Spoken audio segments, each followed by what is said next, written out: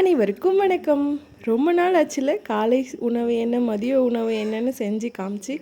சரி, இன்னைக்கு என்னென்ன செஞ்சேன்னு பார்க்கலாமா? காலையில் இட்டு அவித்த அப்பம் அப்படின்னு சொல்கிற இட்லியும் அதோடு சேர்த்து சுவைக்க வெள்ளை குருமாவும் செஞ்சேன். அது என்னடானா நிறமாக வந்துச்சு, ஆனாலும் ருசி நல்லா இருந்தது.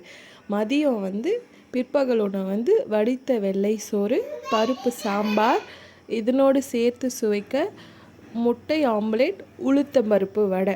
இது மதியம் முடிஞ்சிச்சு.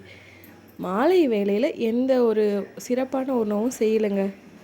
தேநீரோட இந்த ரொட்டி தொண்டுகளை வச்சு குடிச்சிட்டு மாலை வேலை சிற்றுண்டியை முடிச்சிட்டோம். ரொட்டி துண்டு எல்லாத்துக்குமே ரொட்டி துண்டுன்னு தாங்க தமிழில் பேர். கேக்கு, பிஸ்கெட்டு, ப்ரெட்டு, இது எல்லாத்துக்குமே நம்ம தமிழில் என்னன்னு சொல்லணும்னா ரொட்டி துண்டுன்னு மட்டும்தான் சொல்லுவோம். அவ்வளவுதான். நன்றி, வணக்கம். தமிழும் சுவையும் பரவட்டும்.